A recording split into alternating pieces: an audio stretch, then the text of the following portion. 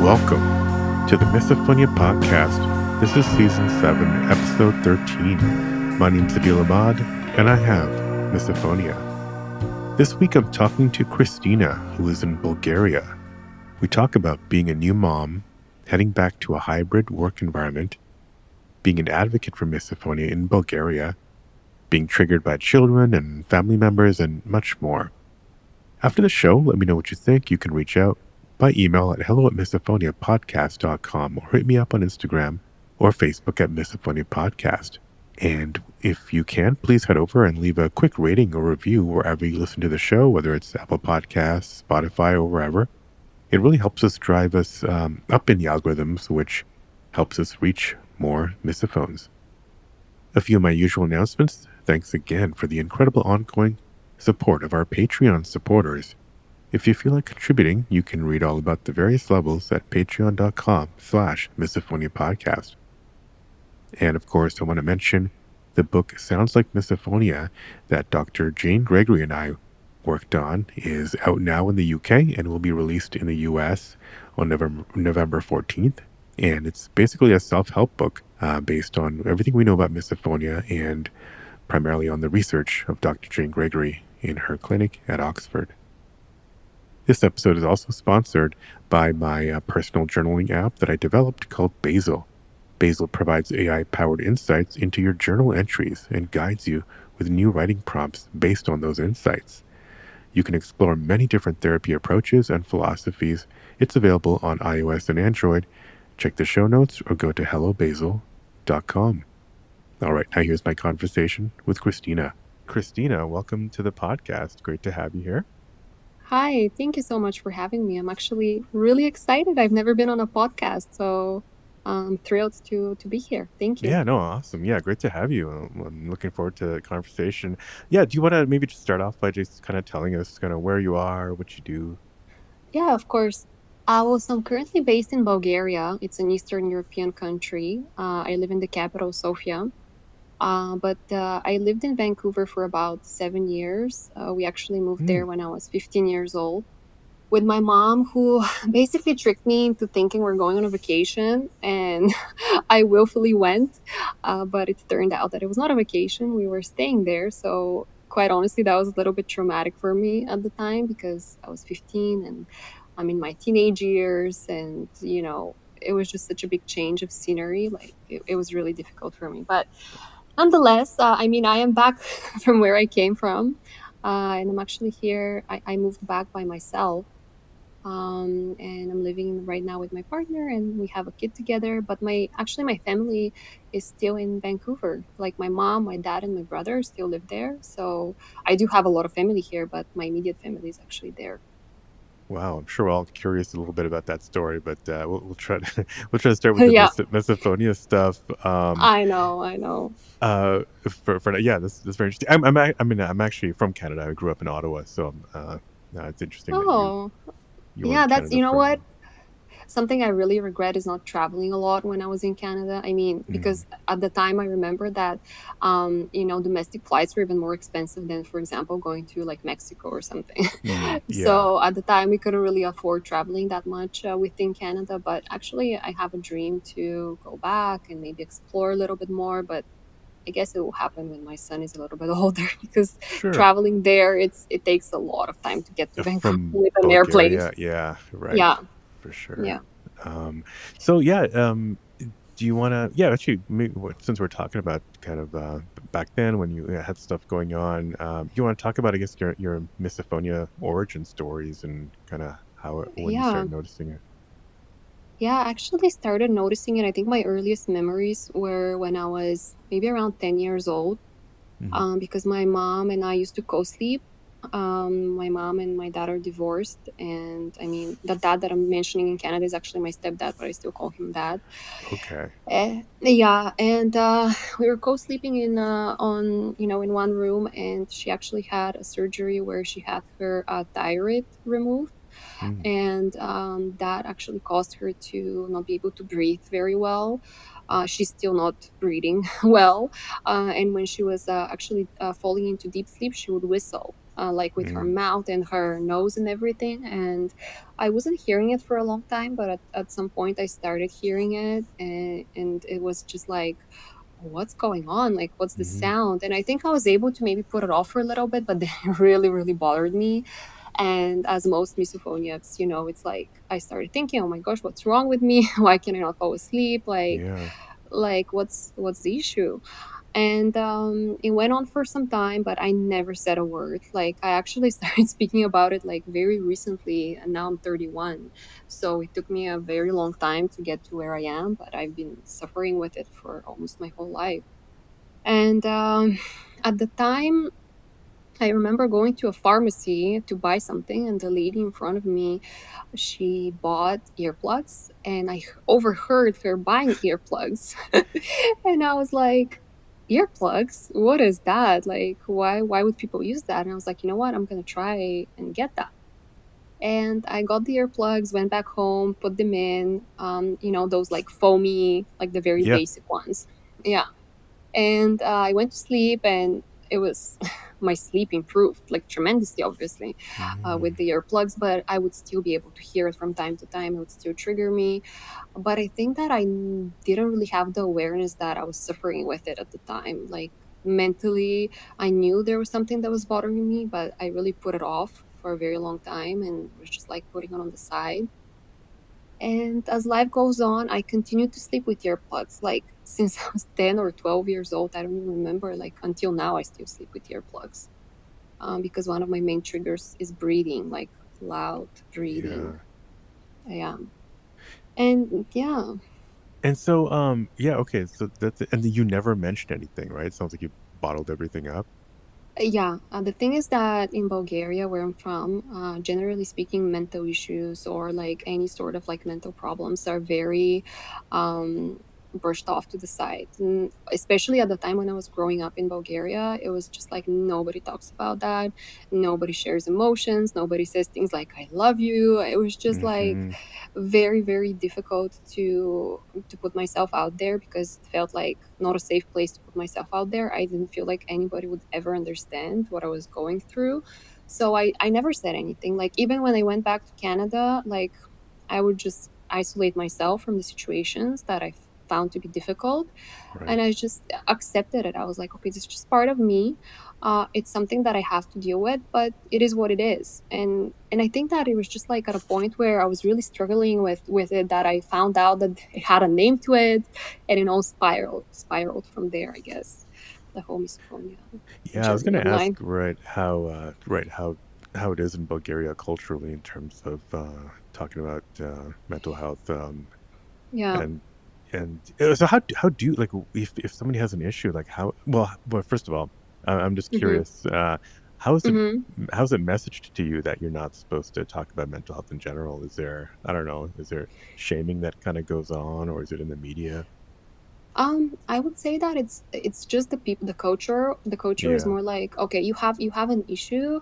Well, it's your issue, and you're being a baby about it. Like, grow up, Hmm. or like, you know what, go take a walk. Like, I think everything can be solved with just like, oh, it's okay. Fresh Like, air, exercise, yeah, sleep. Yeah. fresh air, exercise, sleep. It will pass. It will pass. Don't worry. Like, I think that once I got the courage to talk to my mom about it, and she was like, oh, just write it on a piece of paper and, like, just throw it away, and you will let it go. And I'm like, sure, mom, okay, you know That's what, an I amazing piece of appreciated her. advice. Yeah. Yeah, I did appreciate her trying, but it was not Can you what get I me was this looking giant for. stack of paper, mom, because I need I need a Yeah, lot of I need paper. to say a lot. Yeah. You know what? It is getting better right now with the mental health advocacy, and Hmm. generally speaking, people are becoming way more open to it. Like, all my friends, all my circle, like the circle of my friends, most of them know what therapy is. Some of them have been to therapy regarding different issues.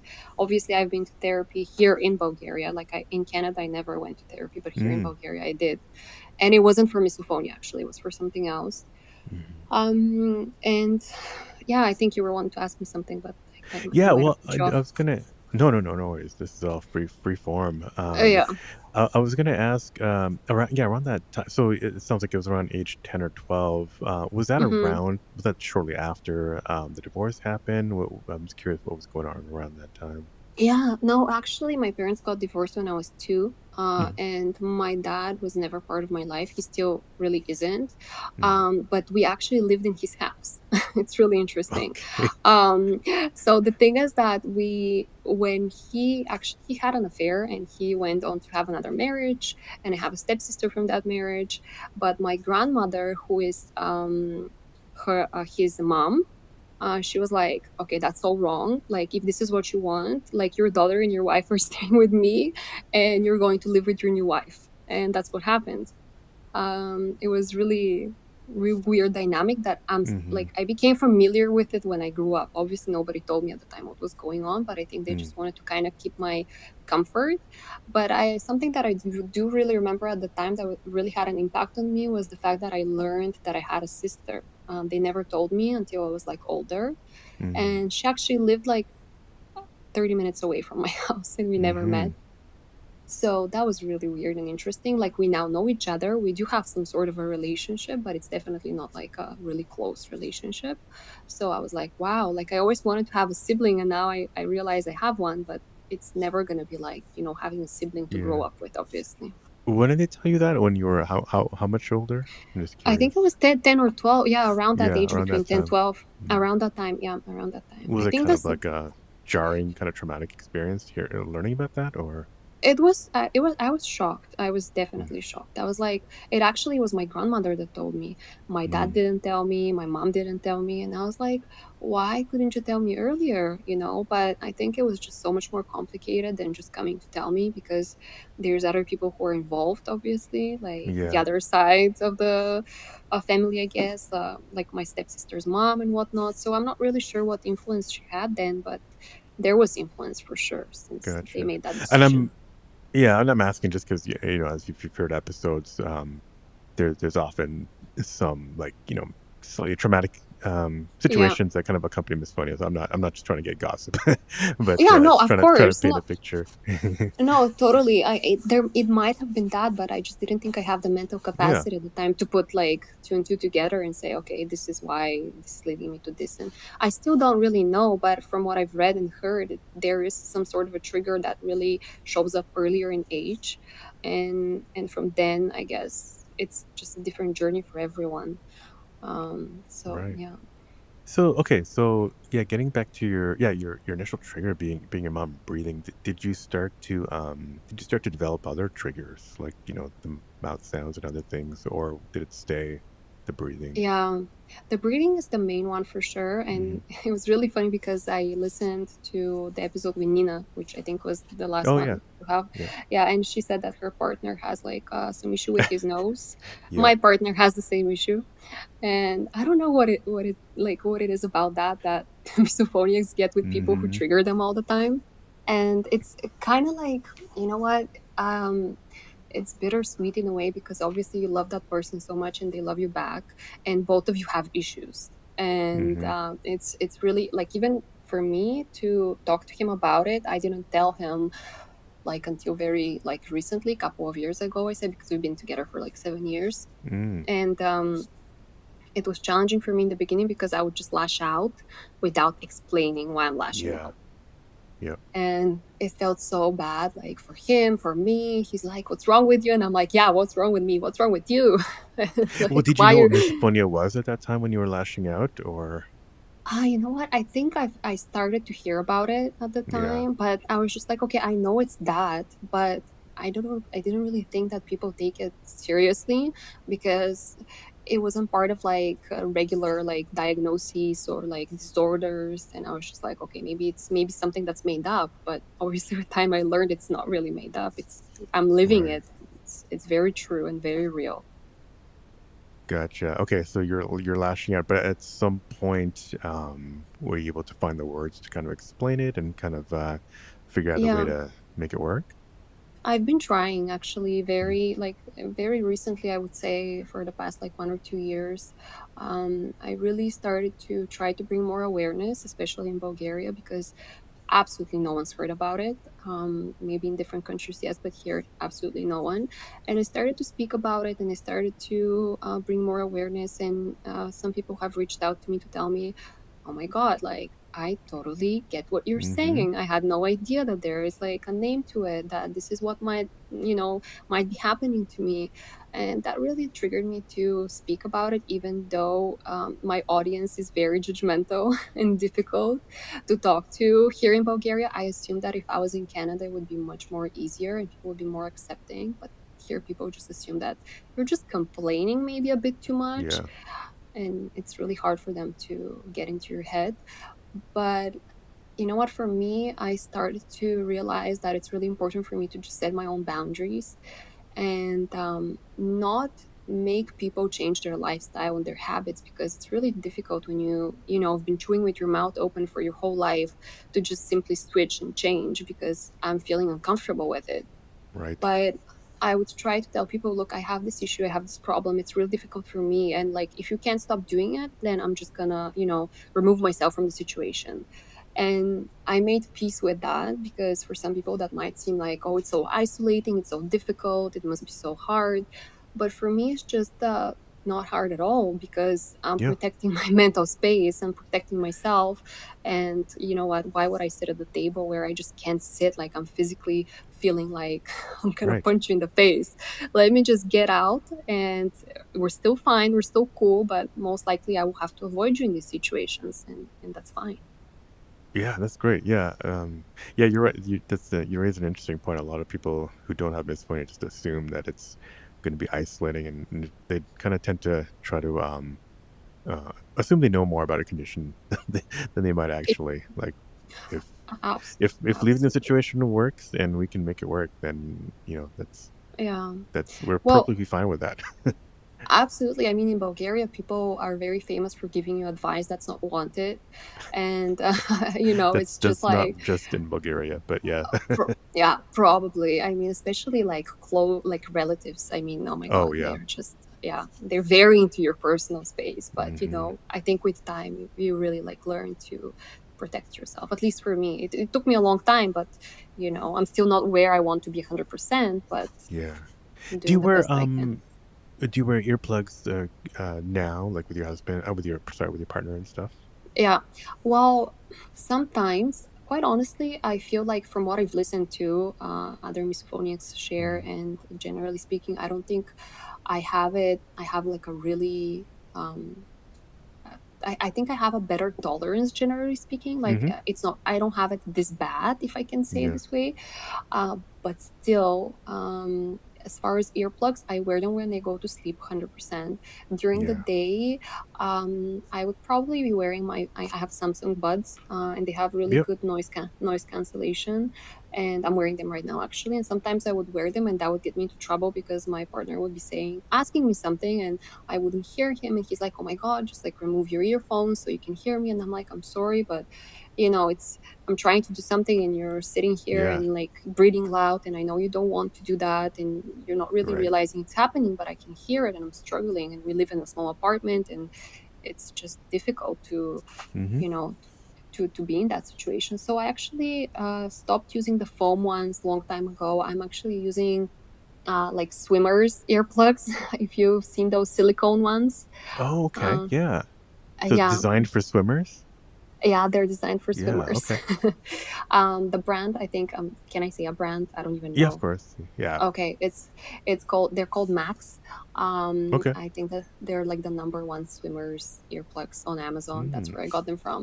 And I actually, in the beginning, I didn't know how to place them properly, but with time, I learned how to use them properly. And for sleeping at night, not during the day, just for sleeping at night, they do wonders. Because I was actually really worried when I gave birth to my child. I was like, okay, how am I gonna do this? Like, I'm gonna wear earplugs, and what if he's crying and I can't hear him?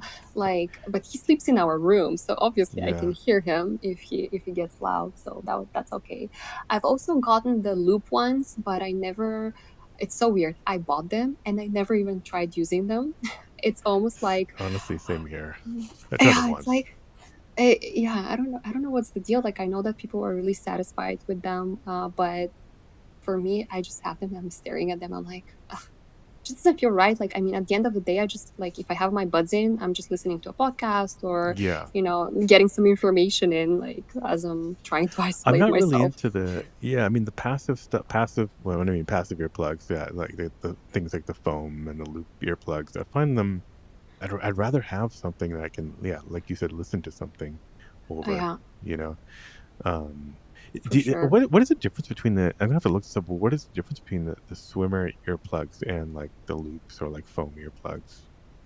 Well, the swimmer earplugs, they're just very much more isolating, and Okay, they can mold I to the shape of your see. ear. So Okay. you mold them like based on the size of your So they're ear. So pre-molded, so you have to order them custom? no, they actually Okay. come in a bit. There's like a big pack, and they come into little circles, and then those Mm, little like circles, you just split them in two, and then you just mold them however you okay. want them to fit in your ear. Yeah. But I just read so many positive reviews, and I was like, okay, like I have to try this. I mean, if people were so happy with them, and truly for me, like for the sleeping part at night, it was just amazing. Like the most isolating ones I found so far. Right, right. Okay, cool. Yeah, I'll have to try that out. Okay, Yeah. so and then around your friend, yeah, it sounds like around your friends or I don't know, or work or whatever. It sounds like you tell people that you need to leave. It's still just, we're just talking about like breathing and stuff that's causing hmm the issues for you. Yeah. it's also loud chewing for sure. Mm. Oh yeah, And you open know mouth. what? You're talking about, yeah. Open mouth. It's been really interesting because we after the lockdown, our office had the full home office policy. So I've been living in my cage for a very long time now, and I Yeah. haven't really had to deal with that. But we're actually returning back, and I know a lot of companies are doing that. We're returning back part time, I guess, or like a hybrid model Mm. in January. So that would be interesting because I remember when I was in the office, I was actually working in the most loudest possible department, the customer service department, Oh and yeah. there's clicking and smacking and chewing. And you know what? Sometimes when there's a lot of that noise, you tend not to have the misophonia. I don't know if you've experienced that. But sometimes, like, especially if I'm affected by something else emotionally, I would be like going crazy. Like, the person right next to me is like eating on his desk and chewing, and somebody's clicking with their nails on the keyboard, and I'll be like, Yeah. oh my gosh, take me to like a hospital or something. Like, I can't take it. So yeah, it's different. Yeah. Okay. Are you gonna think you're gonna? Well, does anybody at your office know about your For misophonia? sure, Are you planning to for sure, for somehow sure. So I'm looking broach forward the to see subject? what's gonna be like when I come back in January in the office. Yeah.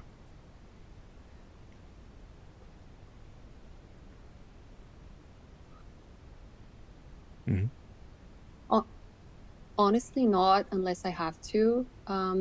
Actually, my current boss, because I'm changing, like I'm gonna have a different manager very soon because I just recently changed position. But the current one that I have, he is actually very understanding. He's aware. He's actually a doctor by profession, but he doesn't work it, and he's always been interested in medical conditions, and he's extremely supportive and always gives me advice like how to approach the situation. So I've been really appreciative of him and the fact that I can talk to him about it. With my new team, honestly, really, unless I have to, I'm not going to mention it, but I'd say that I definitely feel more comfortable talking about it now than, let's say, if Hmm. it was 5 years ago. uh, yeah.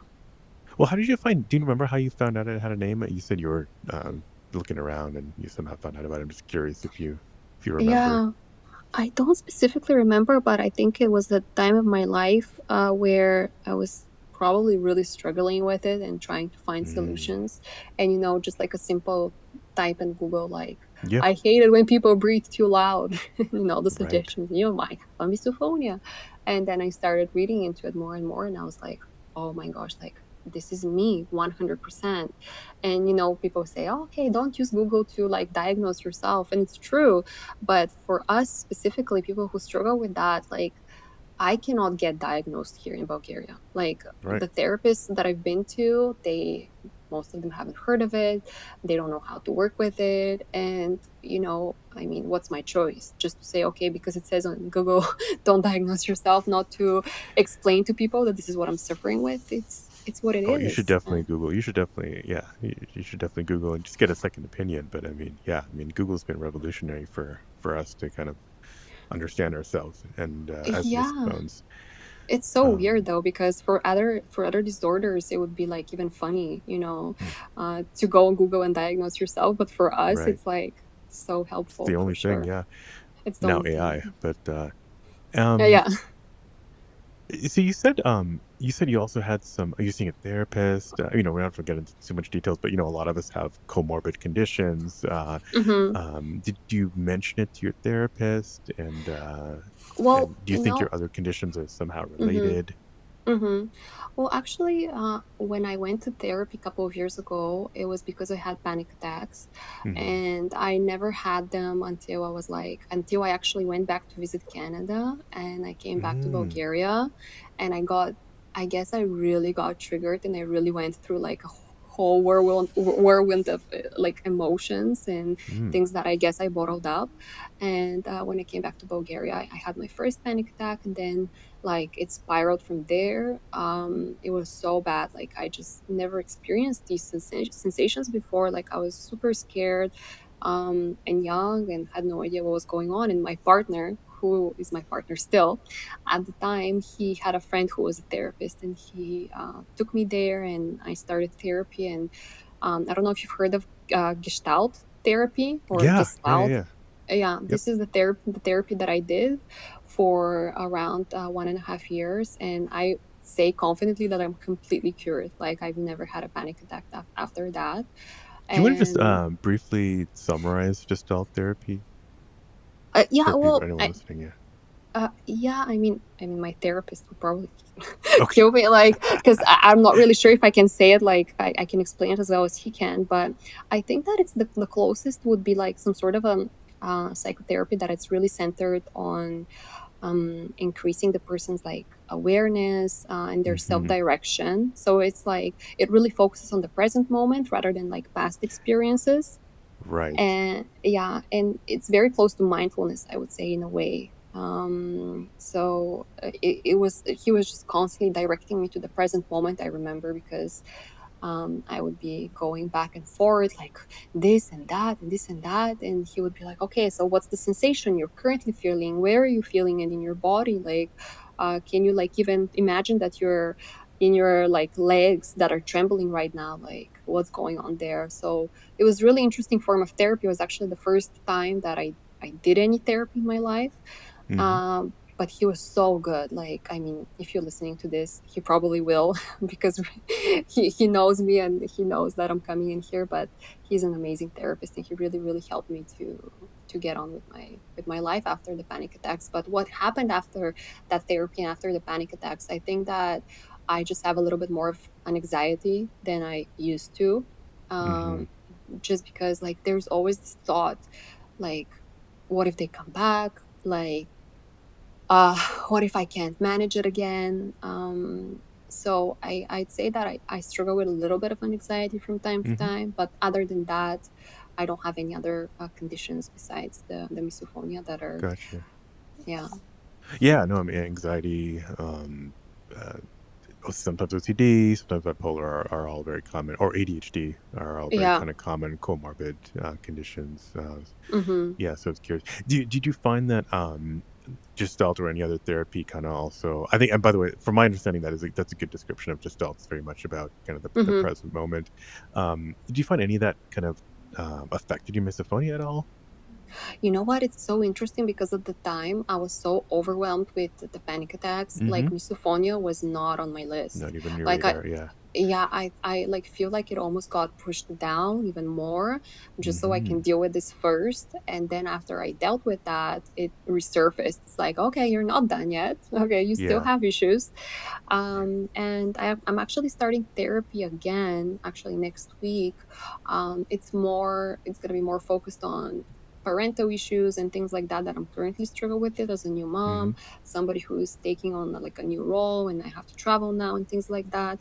But from what I've heard, my therapist that I'm going to have some awareness because she was recommended by my other therapist.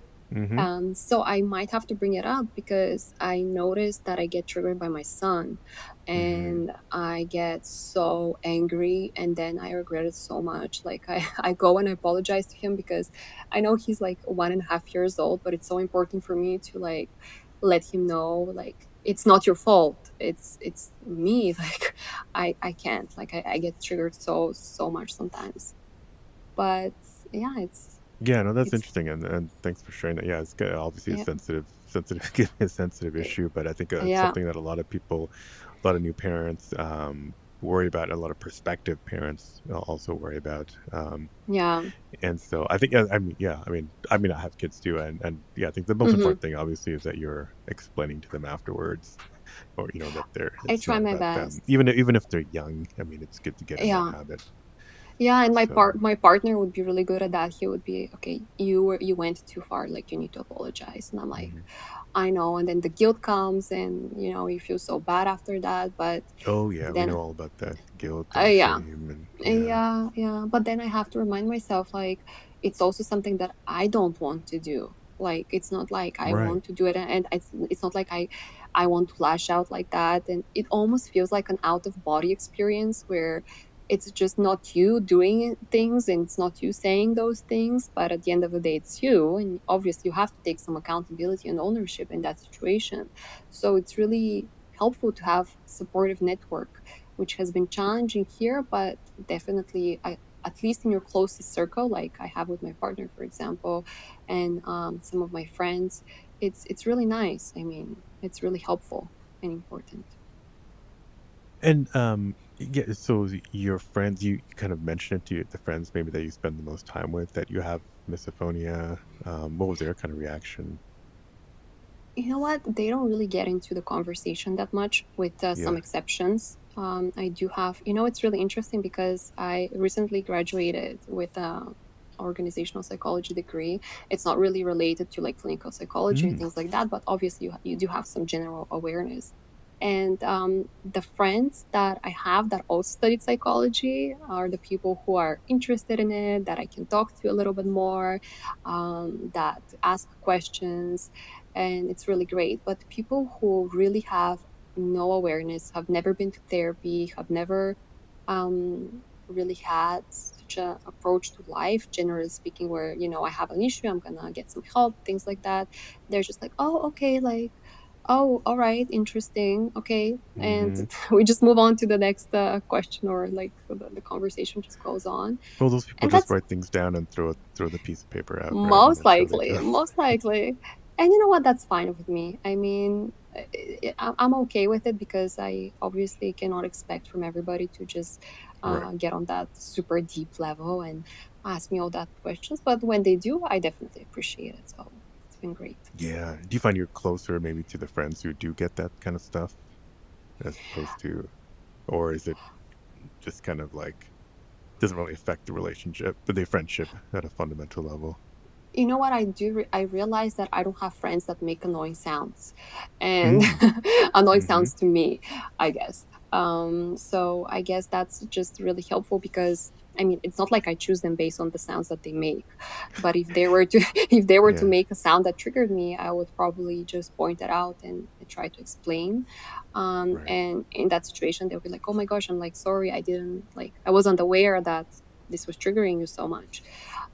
But for other people, might be because once I lashed out at a person in the office, like literally lashed out as we were having lunch. And he just looked at me like, oh my gosh, like you are crazy, girl. And I felt crazy at the time, truly. But then I was like, how could he do this to me? Like, What did he? how- Can I just ask what the chewing. Oh specific my God. just chewing? Yeah. Okay. He's Yeah. just like, no, he's talking and chewing with Yeah. his mouth Oh, talking and chewing. open, Yeah. Yeah. Talk and talking and chew. Not good. chewing, Yeah. and being loud at the same time. And I'm like, is it just me? Like, is it just me? Like, I'm looking around people and I'm like, even if you don't have misophonia, it's just you don't have manners. Do you remember what you said? um, Is that what you said? You don't have like, is it just me? yeah, I think no, I think it was just Oh, like, oh my gosh, like you need to stop, like you're chewing so gotcha. loud. Like I literally Yeah, like face to face because he was sitting like across me, and I'm like, yeah. I can't take it, and I just left. And we never talked about it since, and it was really interesting because I was his manager. Oh my god, it's Oh, you were horrible. his manager? Yes, I was, but I don't think that he really like took offense to it. He probably just thought like, oh, maybe she's just having like a bad moment. Uh-huh. Right. Yeah, and yeah, that was traumatizing for sure. Gotcha. Did you? Yeah. Oh, so you didn't talk about it after with him, No, you right? know what? It's You almost just fired sad. him immediately the next No, day. no, he was great. He was great, actually. He was such a good employee, but he just Yeah. did those things that, and that's the bad thing sometimes because you meet such great people who just have those things that trigger you. And Yeah. you're like, oh my gosh, like I wish, like I feel like my life would be just so much better, like if you Mm-hmm. didn't do those sounds, but you can't force people into changing because you have that condition. Like you can make them a little bit more aware. And if they try to, adjust when they're with you, that's great. But most people here unfortunately wouldn't do that. Are you finding, because you know that, are you finding that, especially in Bulgaria, that you can Hmm. avoid situations or places or buildings or events because of misophonia? Um, Recently I haven't really had much of like social interaction, but Mm-hmm. when I do, quite honestly, no. I would just go with the flow Just go and see what and happens. Yeah. just go and see what happens for sure. But when I travel anywhere, I definitely take my earplugs, my ear mask, and my pillow. Like these are the three things. Like if I don't take with Mm-hmm. me anywhere I go, like I would probably be depressed the whole trip. Even my pillow, like I sleep on a specific pillow that Sure. just Hey, sleep's needs to. important for, yeah, It our nervous is. system. Mm-hmm. It is. And people just like laugh at it. And I'm like, okay, you know what? I'm just prioritizing my health, and this is the way to do it for me. Like, if it's not working for you or supportive to your journey or whatever you're doing, I'm okay with that. Like, and this is Right. something that's been really difficult also with my parents in particular too.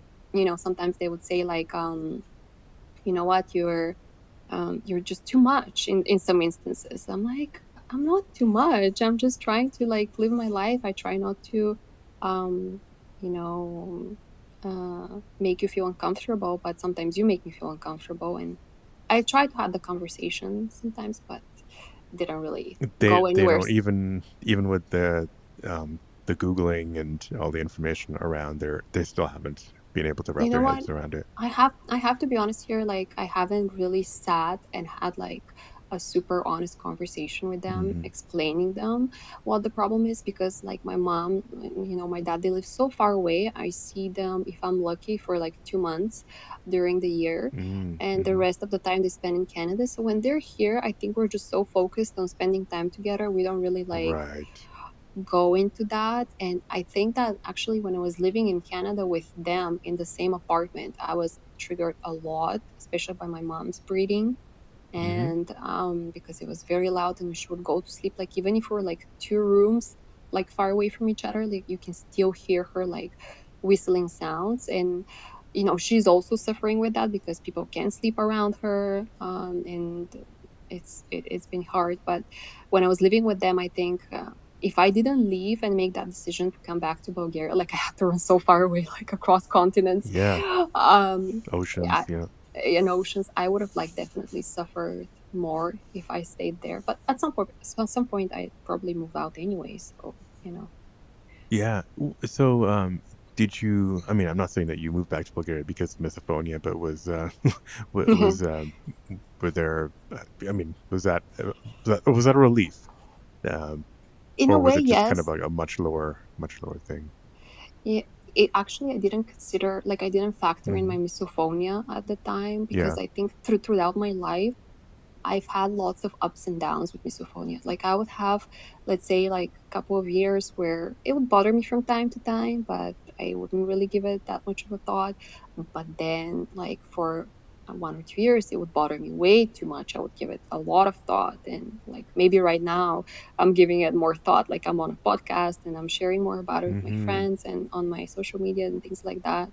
But it is part of my life. But when I moved back to Bulgaria, it was actually a decision that I made based on happiness because I wasn't really feeling happy in Canada, to be quite honest with you. I was just, I was living in Vancouver, as they call it, Yeah. and it was just raining all the time, and I would just forget my umbrellas everywhere. At one point, I stopped wearing umbrellas, taking umbrellas with me, and it would rain on me all the time. And Mm, it was just not my place, I feel like. And I just decided to really, like, I graduated. I got a diploma in criminology from there, and then I was just like, you know what, I'm getting this diploma and I'm going back and just see what happens. And it's been like 10 years now almost, and I'm still here, and I guess I am happier here, but I still love so many things about Canada and Vancouver. I mean, but it was just not my place at the time, I guess. and it's yeah. Well, no, that makes total sense. And you're right. It is kind of you need to want that kind of overcast kind of weather. Some people feel Mm-hmm. kind of like it's kind of homey. They can kind of like Yeah. stay at home and drink coffee. Mm-hmm. But I digress. But you said something interesting that every couple, or sometimes in 1 or 2 year bursts, you sometimes feel misophonia more, sometimes you don't. Yeah. Thinking about that, do you notice any kind of patterns around that, like when you were just generally less stressed, or if you're in a different place, or I don't any kind of I don't anything any trends related to that you can kind of think Yeah. about? Now that you're asking this question, like, I didn't really think about it this much, but now that you're asking it, I think that there's an explanation to it for sure. Um, because right now I have so much going on in my life Hmm. that you would think I would forget about it, but it's actually the opposite. And I was just like finishing my master thesis a couple of months ago, and I had to defend it. And with just having my son at home, I'd stayed up late, and it was just so difficult to get through that. Like, I almost gave up, which is really not part of who I am. But at the Mm. time, I would listen to so much brown noise. Like, I don't know if Mm. you've listened to brown noise, but Yeah, well, I put brown noise at the underneath. Even actually, this episode, there's brown noise in the background to just kind of yeah, like I fill noticed the that. silence. Yeah, and because with the little one, when he was born, we would do white noise because we would read that it's comforting to them. It reminds them of the womb and things like that. Hmm. And I was okay with it, but for some reason, it was like not really my type of noise. It was a little bit too pitchy at sometimes. Yeah. And the brown noise, I found this specific like selection in YouTube with like deep layered brown noise. It's almost like Hmm. muffled, like you're on an airplane slash Yep. like you're in a car. Yeah. And I listened to so much of that during finishing my master's and during work and whatnot. Like sometimes I would just remove my earphones and I'll be like, oh, like I feel like I was in a different world because I would Hmm. hear so much more, and I'm like, oh my gosh, like I love that. I just love isolating myself, and I was like, okay, I have to, uh, I have to, just accept that. I mean, it's totally fine. This is what helped me to get through, my challenges. Yeah. But in previous years, when I didn't have that pressure, I would not be listening to any of that noise, or I would just like be traveling, living my life. It would trigger me occasionally, but nothing that much. Now I feel like I'm a grown up adult and with way more responsibilities. And sometimes when you just want to sit down and relax, and there's Hmm. that sound that comes in and triggers you, and it's like, seriously. I mean, at the end of the day, like I've been working so hard to sit here and like listen to a noise that triggers me. I would almost get annoyed. Um, so yeah, Yeah. definitely it depends on what's Yeah. going on in my life. Yeah. Exactly. Yeah. When there's a lot of stuff going on, and now that you have a child, yeah, some people don't get triggered by children. Some people do. Mhm. It's interesting. I mean, you have to like, I mean, you're obviously as a parent, you're looking out for danger anyways at all times when you're around your Yeah. child, and so you know, Yeah. misophonia can be another thing you're looking out for, even though obviously um, Mhm. your conscious mind knows that there's no danger from a chewing sound Yeah. or a sleeping sound, but Mhm. that lizard brain is gonna Yeah. flip. What is it about this brain? Like, we need to just like make peace with it. Just work with it better. I mean, I know that you have a book coming out, and I'm so excited to have it in Yeah. my hands. and read it. I don't know And when it's going to be out in Bulgaria. It's interesting. I just really know the UK and US release dates. I'm sure Bulgaria is, well, it will be on one of those. Probably I the UK actually one. I ordered it from the UK, like you can order it from Okay, here. cool. Yeah, so Yeah. I know it. I think it was like tomorrow. Is it tomorrow? I think it's tomorrow that's coming out I in the think, UK, yeah, I think it's Thursday on the 14th or is the the official 14th. release date, but you might get it earlier if you pre-ordered it because some people actually already got it Oh, if okay. they ordered from some places. Yeah, that's great. It's So, really good to have, I guess. I mean, I haven't read the book, obviously, but I imagine that it's just a place where you can find all the most relevant information regarding misophonia at one place.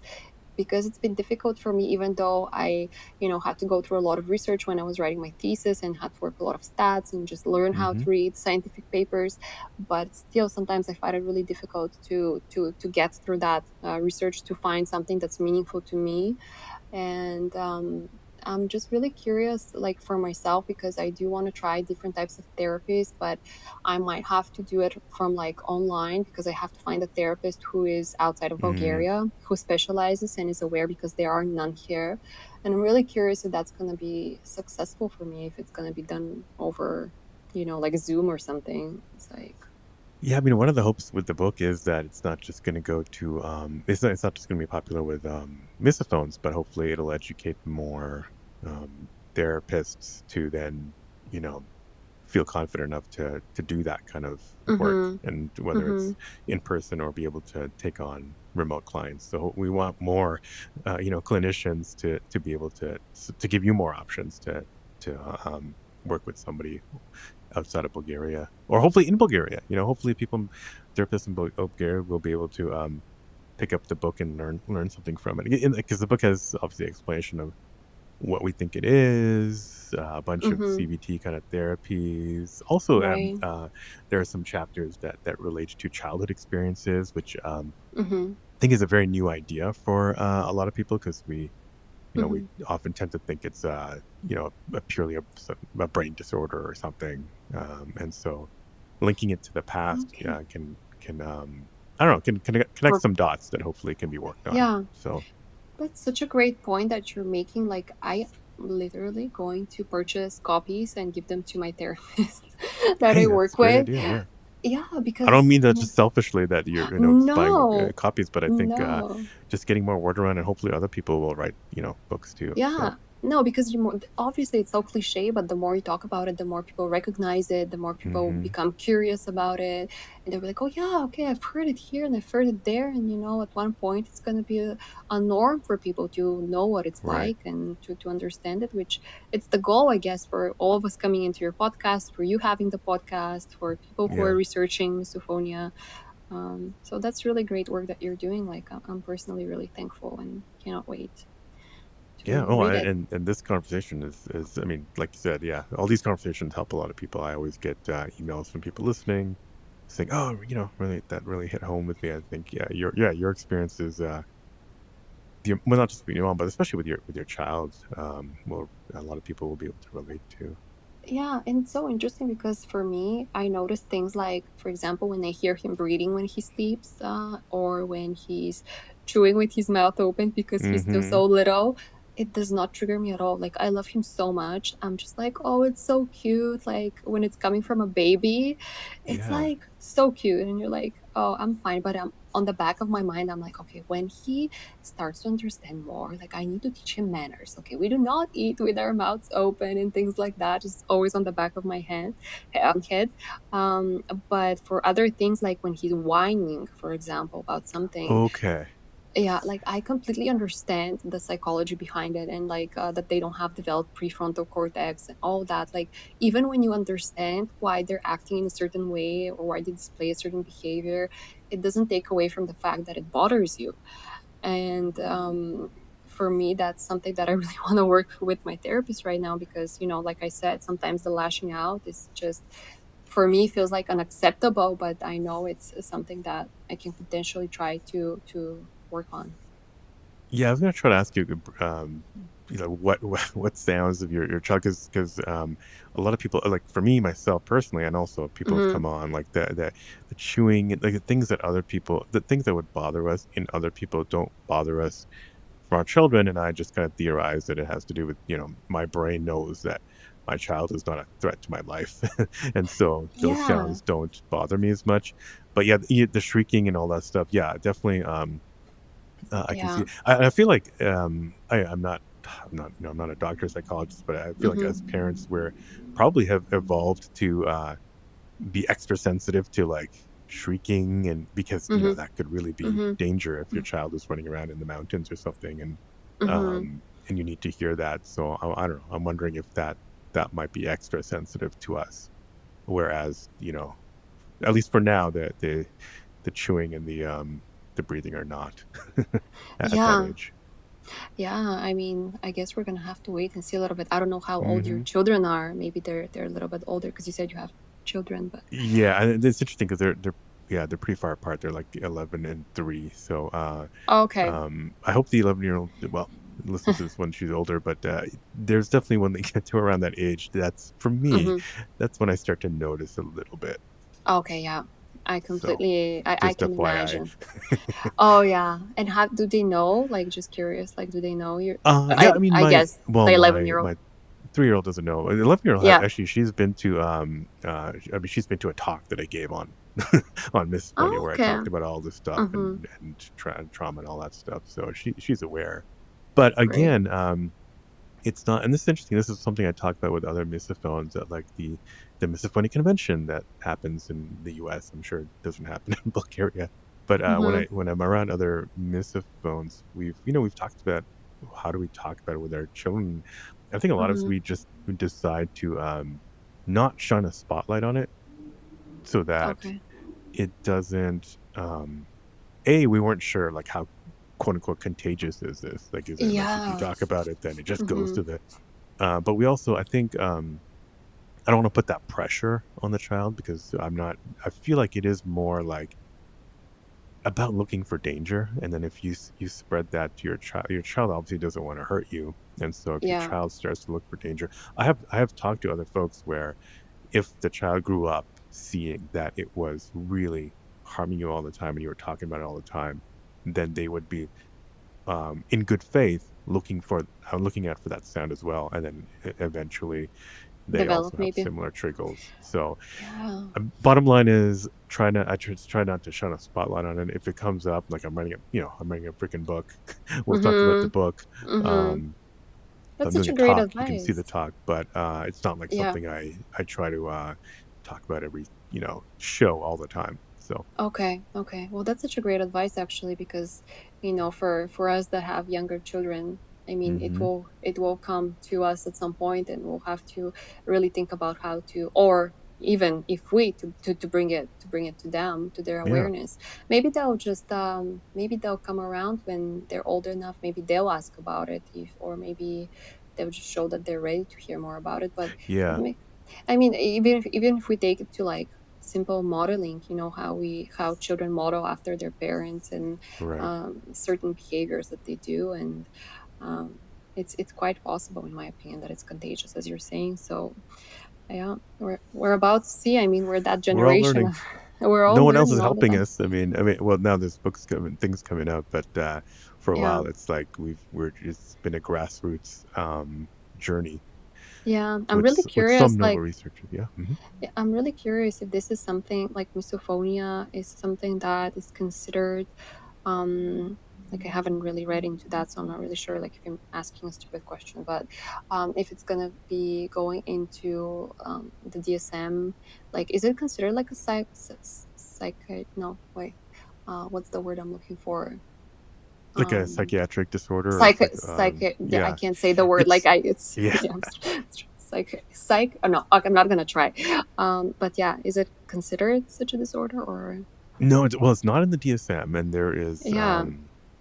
there are people trying to get it there, but it's a long process. Like, I was just talking to Dr. Zach Rosenthal about it I remember him talking about it at a recent board meeting of SoQuiet, where it's just Mm-hmm. going to take a lot of more research and like even just events, like just getting the research publicized more to Mm-hmm. then get it to the point where it can be considered in an upcoming DSM I don't know what they call it, manual or book or Yeah. list. Yeah. Um, Yeah. and I that's mean, what then gets it, taken seriously by insurance, which then is, for a lot of us, the only way we can get therapy is if it's covered by oh, an okay. insurance code. Right. Yeah, because I do remember that therapy is really expensive in I mean, I guess in the Hmm. Western world, as we call it here, Right, Canada right. and the Where States they for need it, sure. where we need it the most Yeah, in the Western I world. mean, here is actually pretty affordable, quite honestly. It's not that expensive if you have like Yeah. a pretty decent, I mean, not even like a super high paid job, but obviously if you want to prioritize it, then most companies actually, our company in particular, actually covers it fully as well if you get diagnosed specifically. But obviously if I can't get diagnosed, I can't get the treatment. So it's a Right. long process. Yeah, it's interesting. I'll definitely be following that because it sounds like it's important to get that recognition. And I imagine that it's not like we're just fighting, okay, like we need to have that disordered name and put it into that manual. Like it's super important, but at the same time, like the manual is like the holy book of, disorders, Yeah, I don't really right? care. Yeah, I have a feeling but yeah, I mean, well, I'm not saying I don't care, but once it's in there, it gives it a certain level of uh, validity. I mean, as Exactly. if we should have any more validity.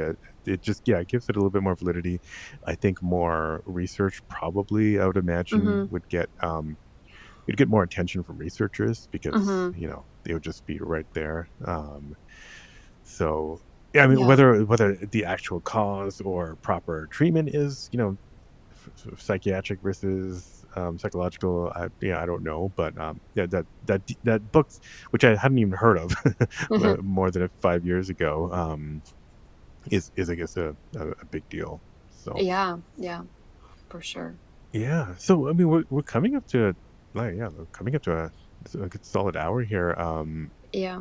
Christina, we covered a lot of ground. But Mm. yeah, I don't know, anything else you kind of want to tell people, I don't know, of Bulgaria or of the world about, yeah, I guess your journey of Yeah. misophonia. Well, especially to the people from Bulgaria who'll be listening, I'd say believe us. We're really not making this up. And just try to be as supportive as possible and just give your friends or whatever, whoever comes to you and says that they have that issue, give them the opportunity to explain themselves without judgmental attitude towards them. Just I would urge people to be a little bit more open minded. And as from people around the world, maybe Bulgaria is not the only place where issues like that are stigmatized. So, Oh no, um, yeah. yeah. So I'm pretty sure that if somebody's listening to that and they're from such a country, they would appreciate, Hmm. hopefully they would appreciate somebody coming to talk about it. And I would just urge them to be more brave, stand up for themselves, and just protect their own space, because at the end of the day, nobody's really going to be looking after you as much as you will. So it's your, in a way, it's in your hands how you're gonna deal with that, of course with the help of others, but you're the driver, I guess. Yeah, So no, yeah. that's great. Yeah, thanks, Christina, and good luck with your in January when you have to head back into the office. Yay, And so exciting. Thank yeah, you. well, thanks again for coming on. Thank you again, Christina. Again, good luck with the office, and please continue being a strong advocate for misophonia in your part of the world. If you like this episode, don't forget to leave a quick review or just hit the 5 stars wherever you listen to this podcast.